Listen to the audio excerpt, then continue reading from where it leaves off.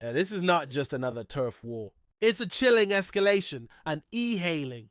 Driver shot and set alight in broad daylight outside. Maponya Mall, the footage is graphic. The silence from authorities? Deafening.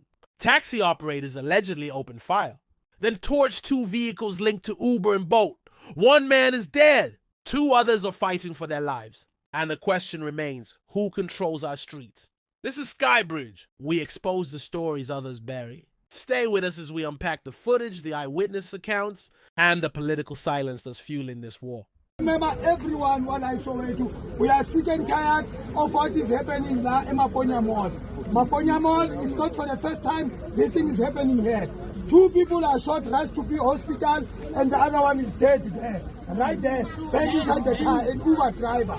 So as a community, it is us, the community, who protected Maponya Mall. But the Maponya Mall management is underestimating the community. They don't want to do what the community wants. They don't want to listen to us. So now it's time that Usaba, because some of our kids, we are not part of this thing that is happening, but we are saying for the lives of the community, Maponya Mall tomorrow morning must be closed. Sikali community be la extend as early as 4 o'clock in the morning. By 4 o'clock in the morning, every community member magazela says of this mall. We are sick and tired of what is happening in Maponya Mall. Anyone to say something? Thank you.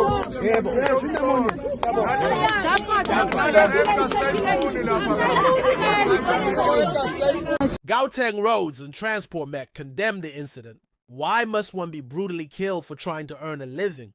Tragic what happened here today. If you could just walk us through what happened. Yeah, very tragic. We got a report that there has been a violent incident in Maponya Mall where it resulted to a loss of life and to injuries of two people. Currently, the police are working the scene. We have not yet concretely received a report, but preliminary reports tell us that we at the stage are looking at one loss of life and two injuries. Lisiba, any interventions? Because we know that this is an ongoing crisis. Yeah. Any interventions? What's happening with the department? Any engagements with the relevant stakeholders? Certainly, every fortnight on a Friday at 6 o'clock. All transport-related operators, e-hailers, taxi industry, buses, they meet the MEC for a crisis committee meeting, particularly focusing on their operations as well as the operating license regime. You know that the MEC is trying to purify that operating license regime, and currently she needs the participation of stakeholders.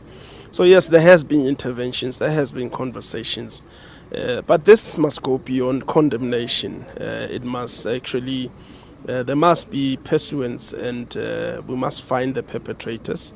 We must charge, arrest, we must prosecute, sentence, and throw the key.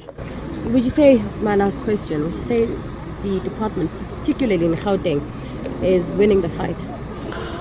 Look, the fight is it's bigger than what we think, because when you find a fight being against the people of Gauteng, because when innocent bystanders get hurt, it simply means that this fight is bigger than what we had anticipated.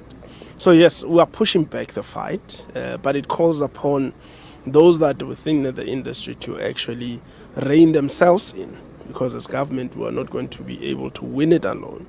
It is a fight that we must win side to side with the industry, the taxi industry, the e-hailing industry, and the people of Gauteng. Where I'm seated, I think, given the statistics from last April in 2024, there's been over 124 deaths related to taxi violence.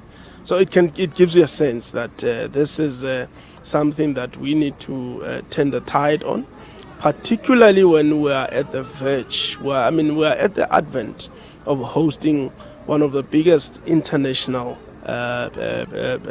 platform, the G20. And this is unbecoming behavior. This is not what we should become as a country. So we must look for these perpetrators. We must root them out of society, and we must actually isolate them. Maponya Mall massacre. Who's fueling the taxi war? A place meant for families, for commerce, for community. But on this day, it became a war zone. 1 man dead, 2 others injured, vehicles torched, and behind the smoke, an old rivalry reignited. This is not just a story of violence. It's a story of silence, of fear, and of a system failing its people. It began with a routine e-hailing pickup. Within minutes, chaos erupted. Eyewitnesses described masked men, armed and merciless. The attack was swift, calculated, and devastating. The victim's family shattered, the community stunned, and the question on everyone's lips, why? Soweto residents are no strangers to hardship, but this felt different. We're not safe, one woman cried. They're killing our sons, said another. In the aftermath, anger simmered. Threats to shut down the mall, demands for justice. But will anyone listen? Transport mechs condemn the violence. Police promise swift action, but promises don't bring back lives. And accountability remains elusive. Legal experts warn, without decisive intervention, this won't be the last attack. The law must speak louder than the bullet. This isn't just a random act. It's part of a long-standing turf war. Taxi associations versus e-hailing drivers. Livelihoods clashing. Regulation failing. And caught in the crossfire. Ordinary citizens trying to get home. The question is, who benefits from this chaos? Maponya Mall is more than a crime scene. It's a symbol of what happens when fear wins. But we refuse to look away. Share this story. Demand answers. Because silence is complicity. And justice begins with truth. Thanks for watching. I'll catch you on my next upload. Bye.